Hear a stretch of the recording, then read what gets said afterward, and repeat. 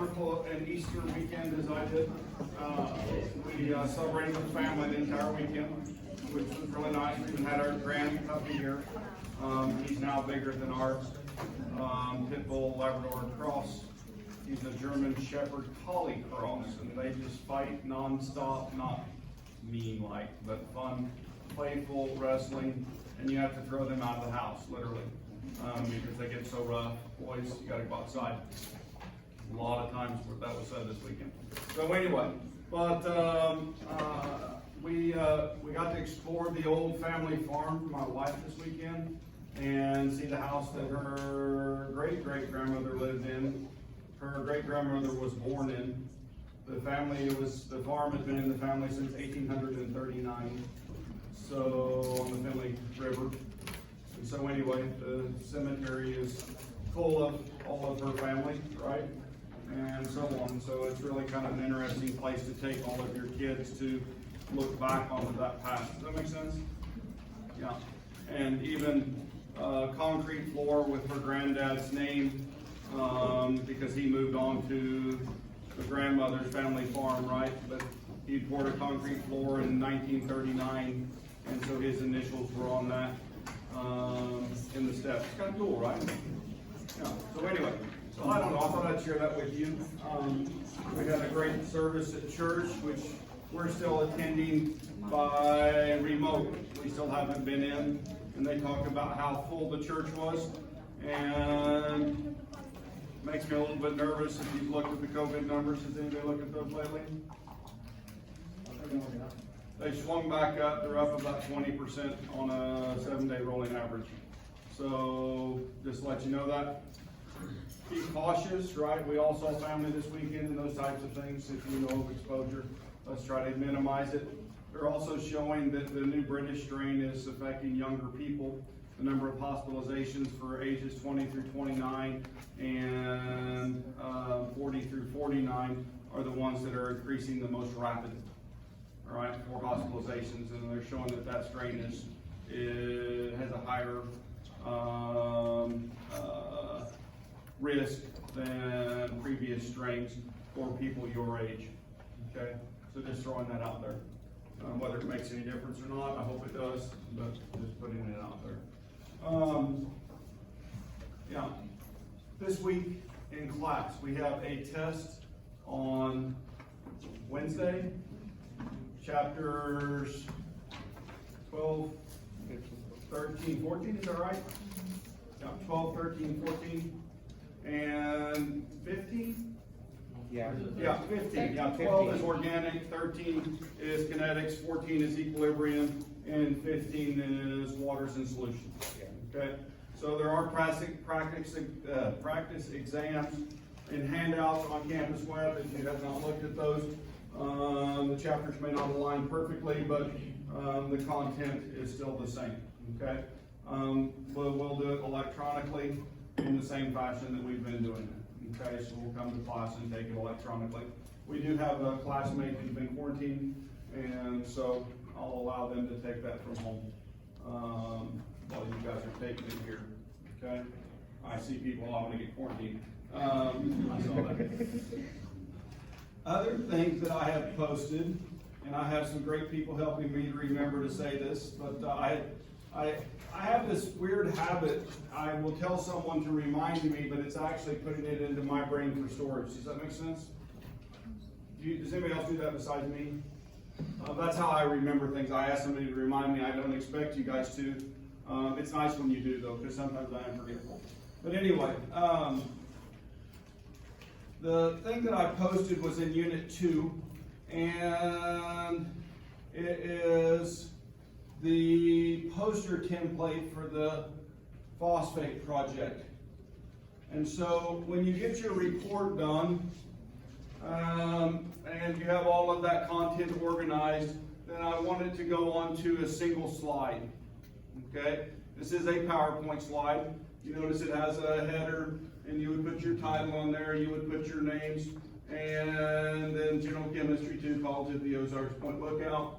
I would probably put the year on there too, or the date, and then an introduction a methodology, results, conclusion, references, and any acknowledgement. So if someone did you a favor, then you can say thank you. Does that make sense? Yeah. So in that, associated with the project, I mean, you probably, maybe if you wanted to thank your moms for having you or something like that, you could do that too, but generally it's related to the project. Okay? So, this is, hopefully will help speed up the process, right? Now, the way this is gonna work is you guys are going to write your report, make your poster. You're going to bring your poster to the last week of class. And not class, but in laboratory, okay? And you and your group are gonna get up in front of the class and you're going to put up your completed poster and we're going to edit it line for line, okay? And then you're going to save it onto a flash drive and I'm going to take that flash drive down to engineering and they're going to print those posters for us. Okay, you guys with me? And so that's our plan. And so we're going to do the final edit that last week. Okay, cool? Clear? All right, so when is the phosphate project due? The last week of class in laboratory, right? This is your last project, all right? Your last lab will also be due that day. You'll be completely done with lab on that last week of class other than your poster session, which is Thursday from noon to 1:30.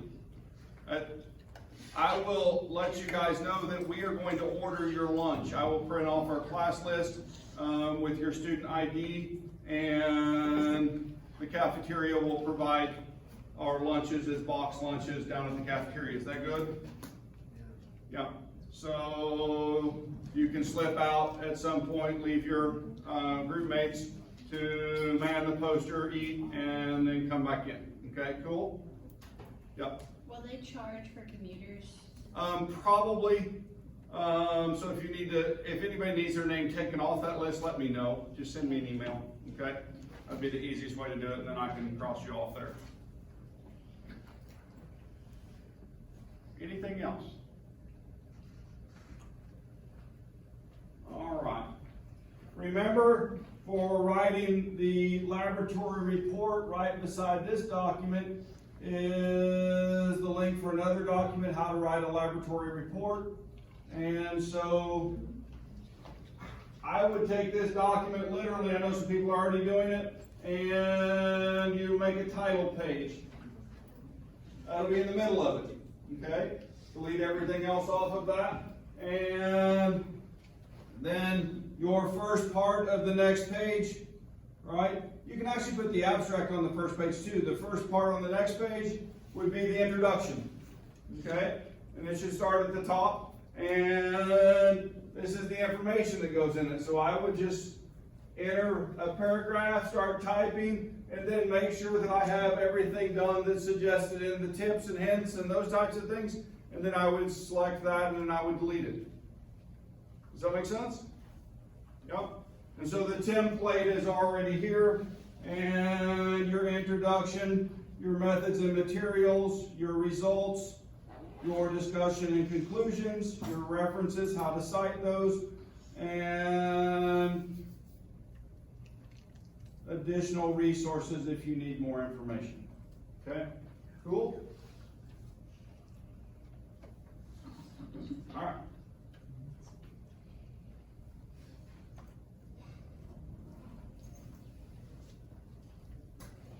Any other comments? Any questions for the test? I'm going to move chapter 14 a couple more days. I'll move to test day. I'll move 15 to test day. I think it's already at test day. Okay. Somebody emailed me this weekend. I think they were already opened up for the full weekend.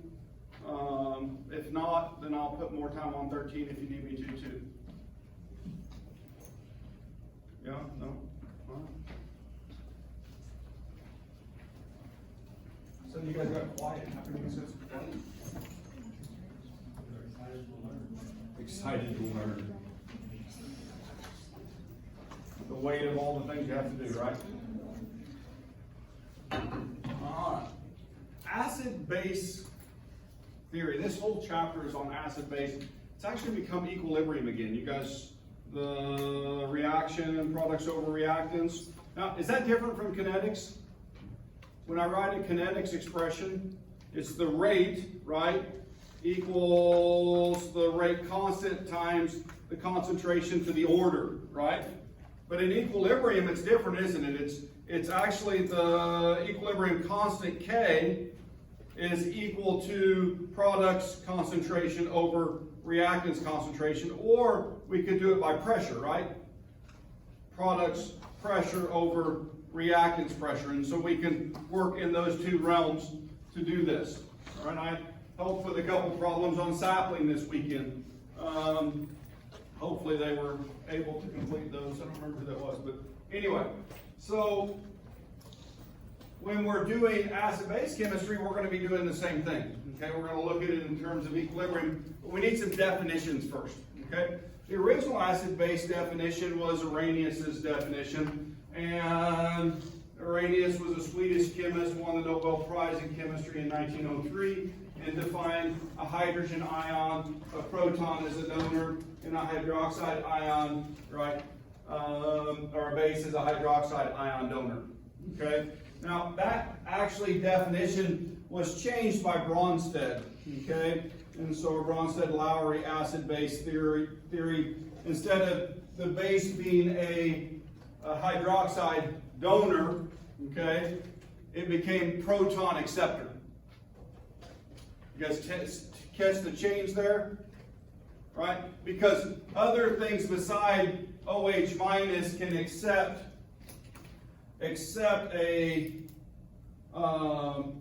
proton. So for example,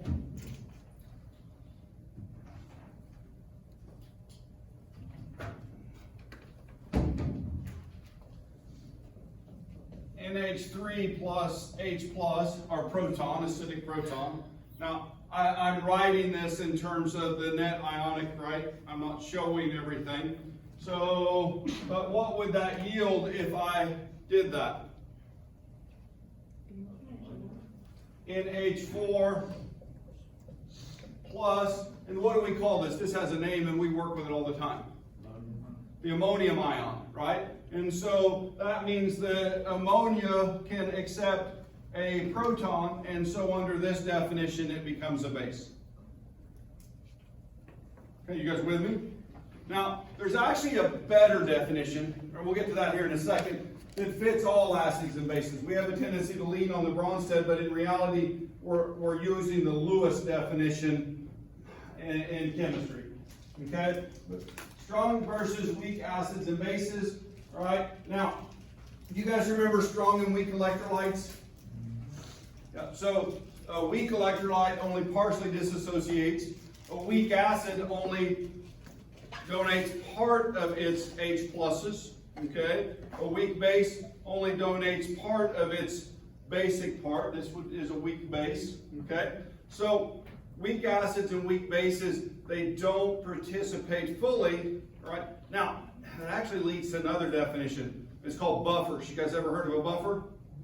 Right? Weak acids and bases, and when I have the combination of the weak acid and its conjugate base present, okay, then I can actually have a buffer system. And depending on concentration and how much strong acid I'm adding, I can actually keep the pH in a very narrow range, right? And so we're starting to build, the next chapter is actually on that, right? So we're going to talk about acids and bases and weak versus strong, and in equilibrium, the strong acids really aren't that much fun because they go all the way. So this chapter is about weak acids and weak bases. Okay? This chapter is about weak acids and weak bases. All right? Now, I've already been talking about acids and their conjugate bases. All right?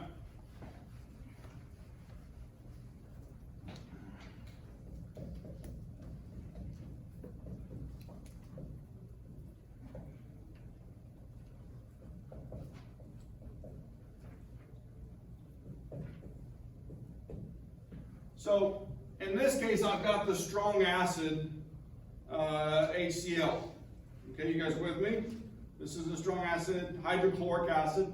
And In this role, what's water acting as?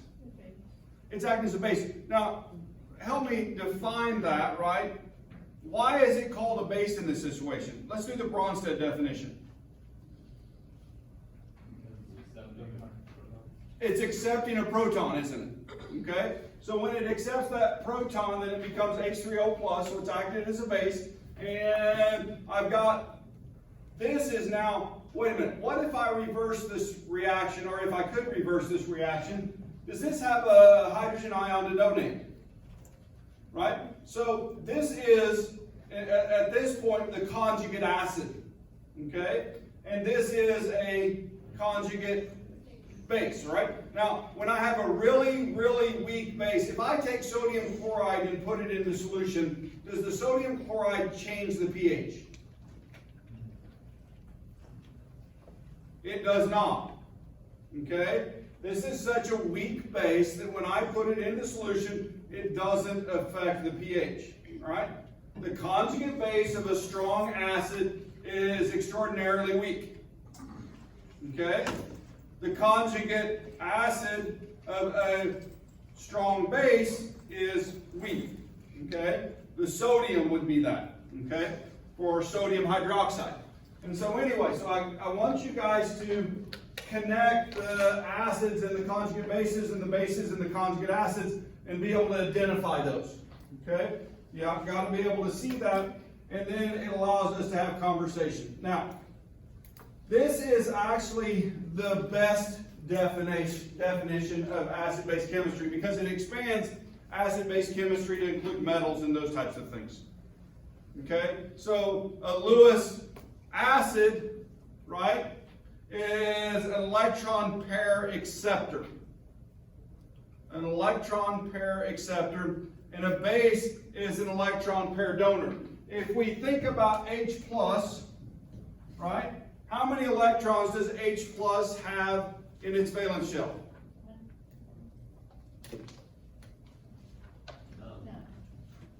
It's a proton, isn't it? It's an acidic proton. There are no electrons. Okay? Now, if I'm looking at where it's at in the periodic table, how many electrons does hydrogen want to have? Well, it would have one normally, but it wants to be noble, right? Just like everything else, and the nearest noble gas is what? Helium. And so it wants to be like helium in its valence shell, so it goes to find 2 electrons. And so if I'm thinking about water from a structural perspective, right? What are there 2 of on this water? Electron pairs. And so when this H+ comes along, it grabs hold of one of those electron pairs. Right? And so we form a dative bond, a bond that one thing supplies both the electrons. Okay? And so then we end up with that H3O+, right, with that pair acting as a bond. Cool? You guys with me? So this is the best definition, and in my mind, we probably should drop the other 2 definitions, although the Bronsted one is convenient.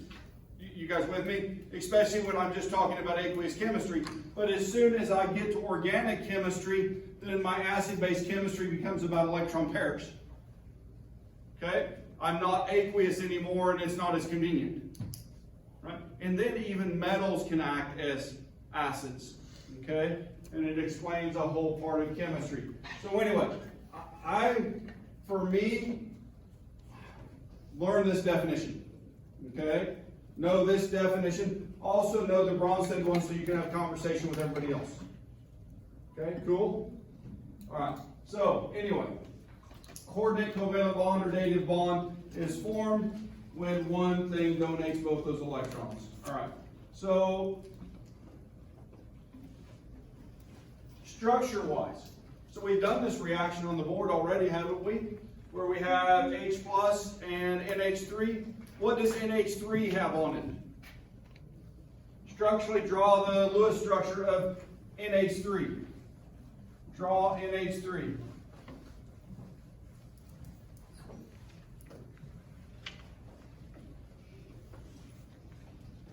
How many times have you guys drawn NH3 this semester? Too many. And I'm including the lone pair, aren't I? Why am I including that? Because it's relative to the discussion, because we're talking about Lewis acids and bases, and what does this have to donate? An electron pair. And so along comes our, right, hydrogen ion, and it grabs hold of those to make our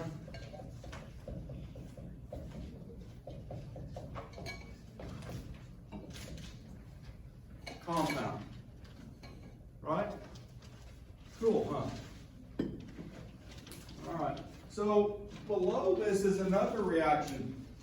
Is copper plus 2 normally considered acidic? What do you guys think? What normally happens in terms of pH when I put a metal into water? If I dissolve copper nitrate in water, does the pH change?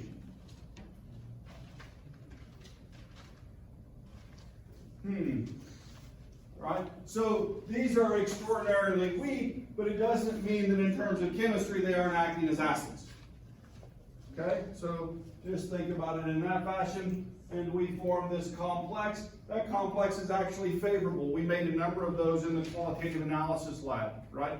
With a number of different metals where we put ammonia in, and this solid would dissolve in a sense, right?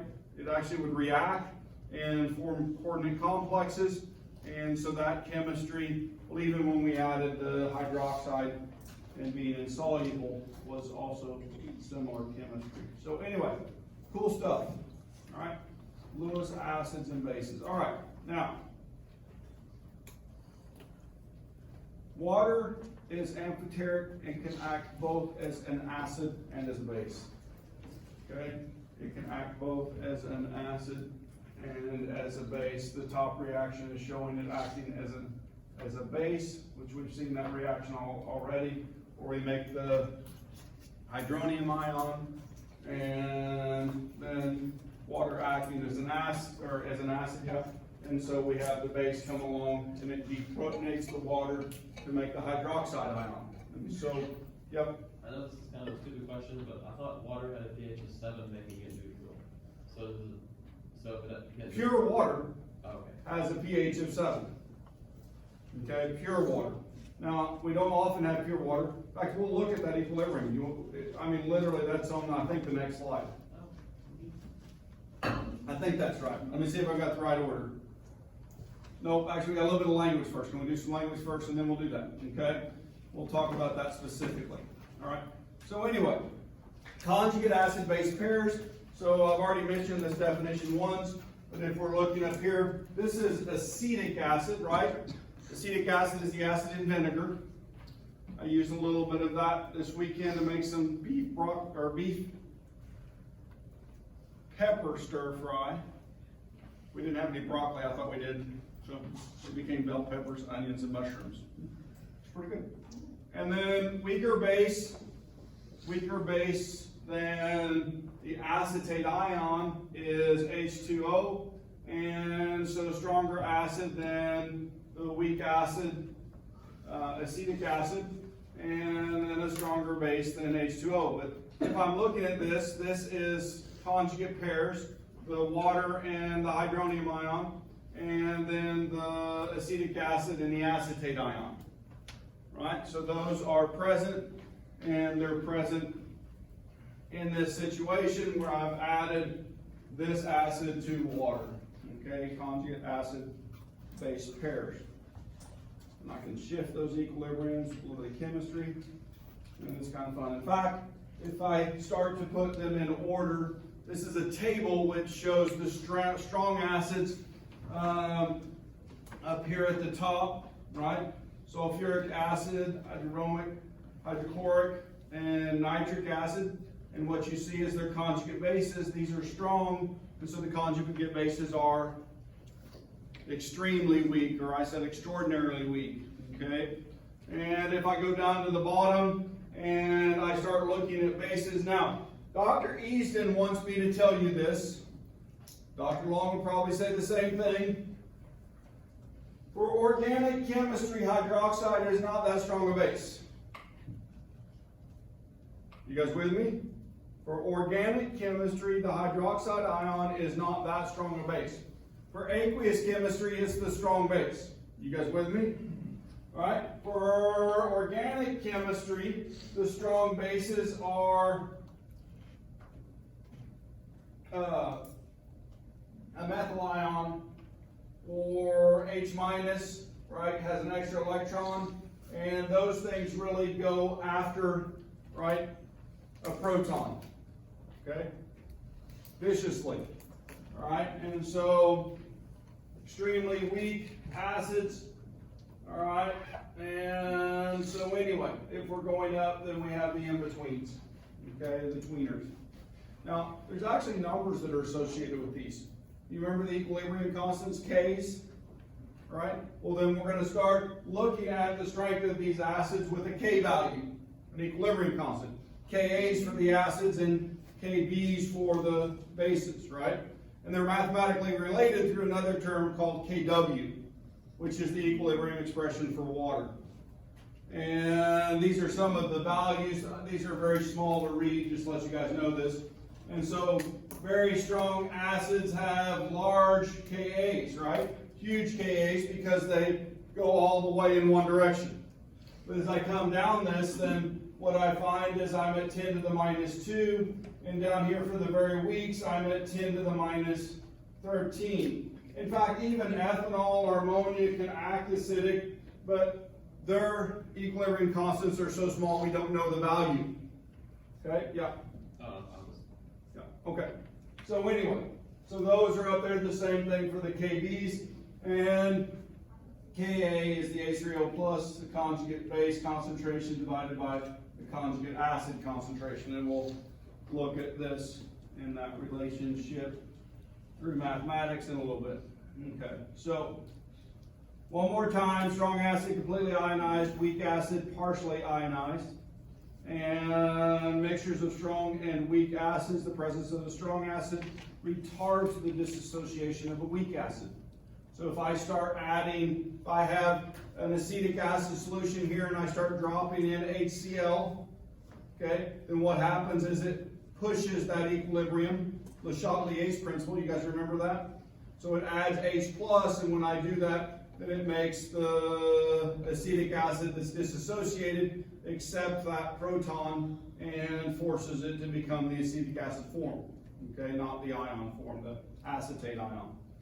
And so we can do that with strong acids and strong bases. Now, I want to point something out, and I just look at this and I think, oh, you guys already know this, but how many hydrogens do you see on butanoic acid up there?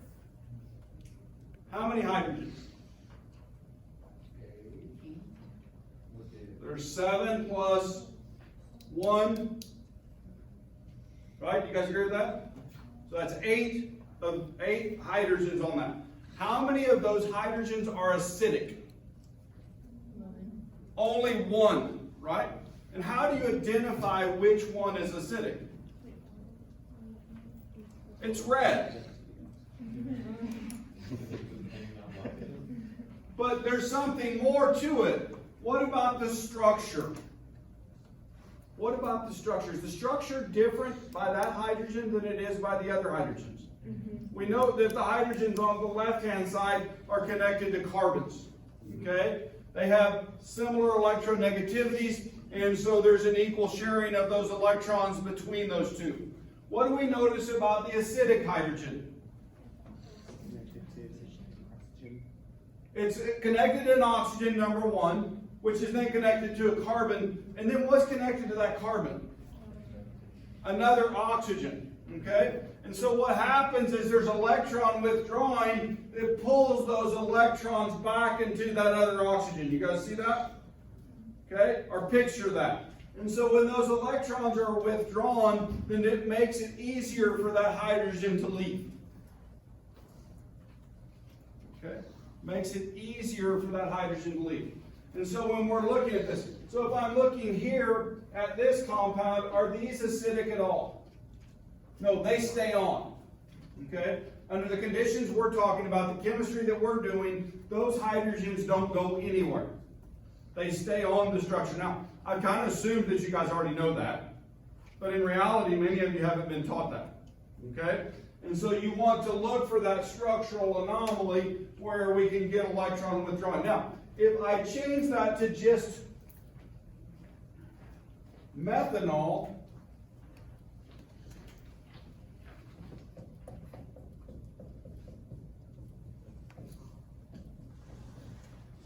is this hydrogen acidic?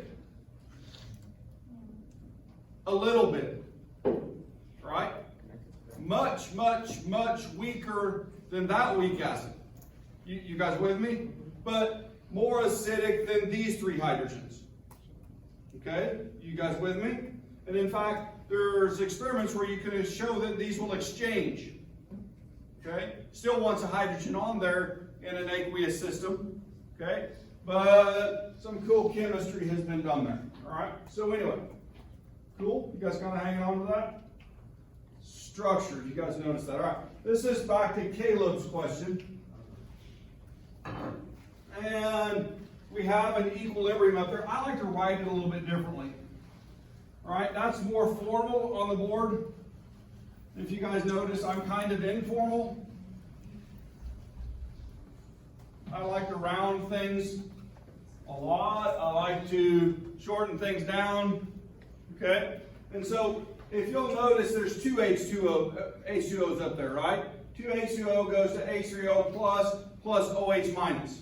Now, that's because this form in an aqueous solution is actually more predominant than H plus. Okay? But when I write H plus, right, for me that's the same as writing H3O plus. You guys cool with that? And in fact, to shorten this down to make it easier, in my mind, there's a disassociation that I could write, which is H2O, and I'm going to put my double arrow because this is a weak acid equilibrium situation, and H plus plus OH minus. Cool? You guys with me? And so for me, we're going to write an expression now, KW, well K first, we're going to put K equals products H plus and OH minus divided by H2O. Now, we're doing this in water, so that's the solvent, and in fact, this is liquid, right? In that case, then what happens to this? You take it out. Or mathematically, if we multiply both sides by H2O plus, right? Or H2O plus. H2O concentration, sorry. Then this cancels, right? And now I have, well, we're going to make this a new term. This is called KW. Okay? So mathematically, we show that.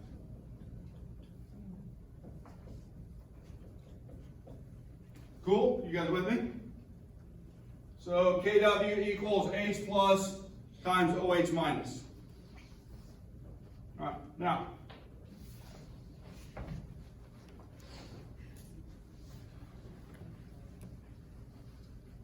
All right, why is that important? Well, this actually has a value,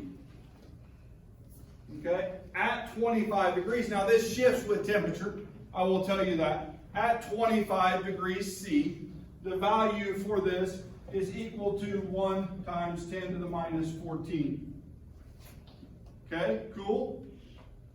So then if I have, let me put that reaction back up here, H2O, H plus plus OH minus. And if I take one water molecule and I disassociate it to this, how many H pluses will I get? If I take an H2O and I disassociate it, how many H pluses do I get in this reaction? I get one, right? I get one of those, and how many of these? One. If I do 10 waters, how many do I get? 10 and 10. If I do a mole, how many do I get? A mole of each. You got it. So there's a stoichiometric relationship there, right? We've used this before. I'm just repeating it one more time. And so there's a stoichiometric relationship. And so you guys remember our ice table, right? We have an initial, so it's initially all water, right? I don't know what number to use there. We'll just say we're going to drop that out of the equation. It's all water. And we have 0 of this and 0 of that. And the change then is going to be plus x and plus x. And so the equilibrium concentrations are going to be 0 plus x and 0 plus x. So that means that if I substitute down here, right, then Kw equals x squared. To find x, I take the square root of both sides, and what do I get?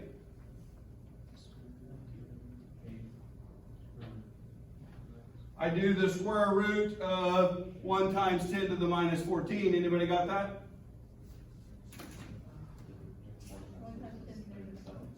1 times 10 to the minus 14. The square root of that equals 1 times 10 to the minus 7, which is equal to x.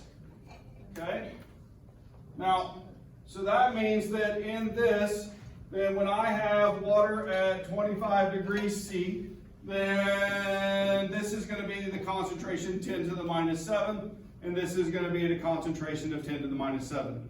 Now I have another definition that I want to talk about, and that's pH equals a negative log of the hydrogen ion concentration, or the hydronium ion concentration. And so if I plug in negative log of 1 times 10 to the minus 7, anybody do that math in their head too? This is equal to 7. I have a question. What is the pH of pure water? 7. So mathematically, we just looked at the pH scale. Where it comes from? It comes from Kw. Now, when I add, now wait a minute, is water a weak acid or a strong acid? It's a weak acid, right? And so it's in equilibrium with this OH minus, and when I change one, does it affect the other? Absolutely. So if I start adding acid to one side, right? So instead of starting with 0, I start with 1.0 molar, right? And I look at water, does it affect the values of X? And then does it affect the pH? And the answer is absolutely. Okay? It shifts that equilibrium, and so by adding a strong acid or a strong base to water, then I change the pH. Okay? Cool? All right. So that's what this chapter is about. It's about weak acids and weak bases and their response to changes such as strong acids or strong bases. And so it's a mathematical chapter which relates that. So anyway, this walks through what we just did.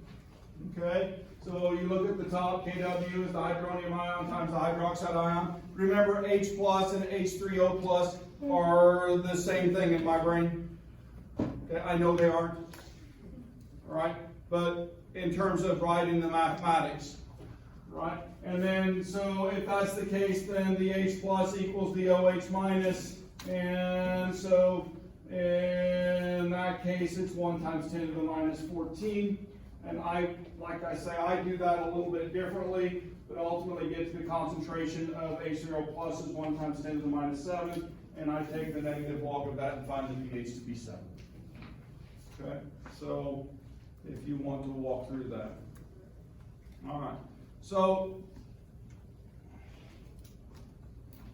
here, when the concentrations are equal, there's another name for that. It's neutral, isn't it?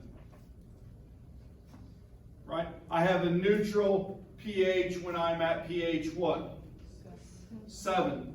When the OH minus concentration equals, right, the H plus concentration. Okay, when the OH minus concentration equals the H plus concentration. When I start to shift that, when I add more H plus, right, and I have, well, let's say I have 10 to the minus 6 molar H plus. What's my pH? It's a pH of 6, right? Can I get to the concentration of this mathematically very easy? Yeah, 10 to the minus 14, right? Minus the 14 minus 6, what's that? 8. So the concentration of this would be 10 to the minus 8 molar. A simple mathematical trick is 6 plus 8 equals what?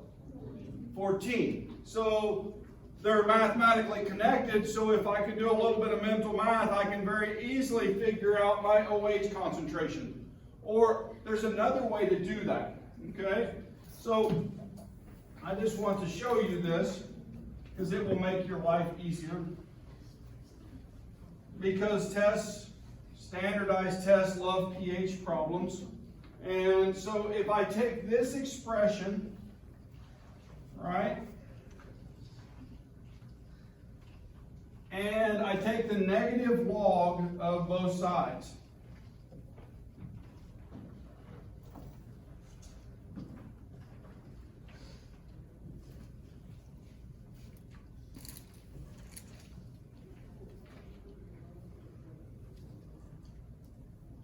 What is the negative log of H plus times OH minus?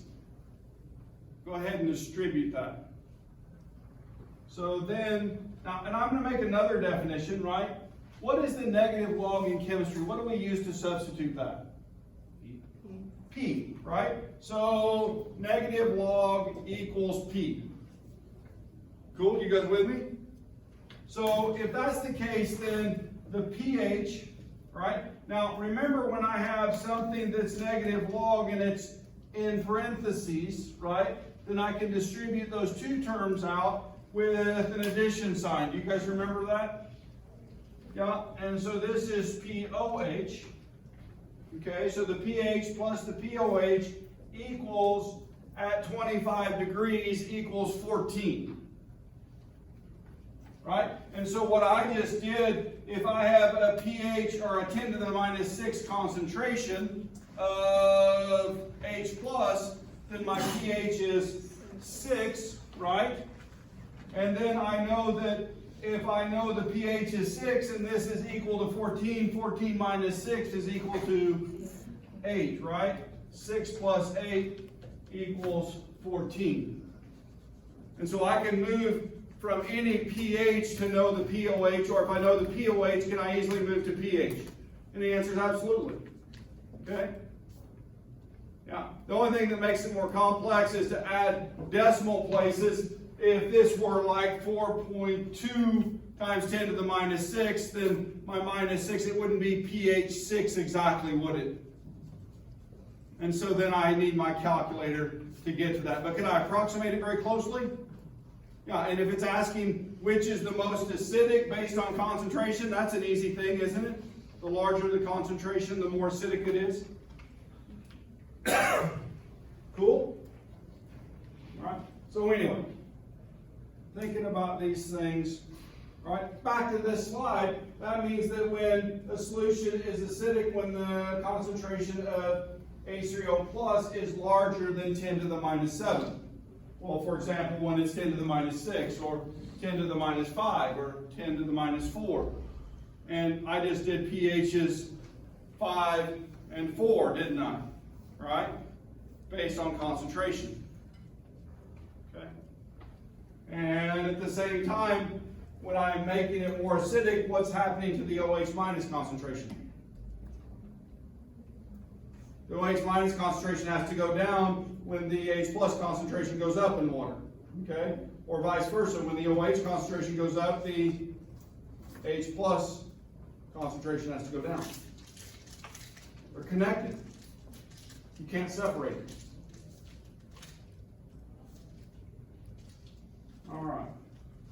pH, negative log of the hydronium ion or the H plus. Now, I'm going to tell you right now, I just lied to you. Okay? That's not the true definition of pH. Okay, and quantitative analysis, if you take that with me, you're gonna learn that the true pH is the activity of the hydrogen ion, not the concentration, the activity. And so that's gonna change for you, but it's a change that's very easy to do.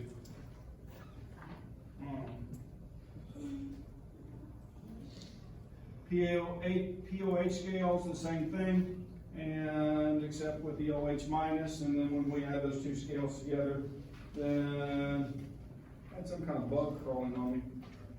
That's scary. It's not a tick. It's on my neck. Got a bug. All right.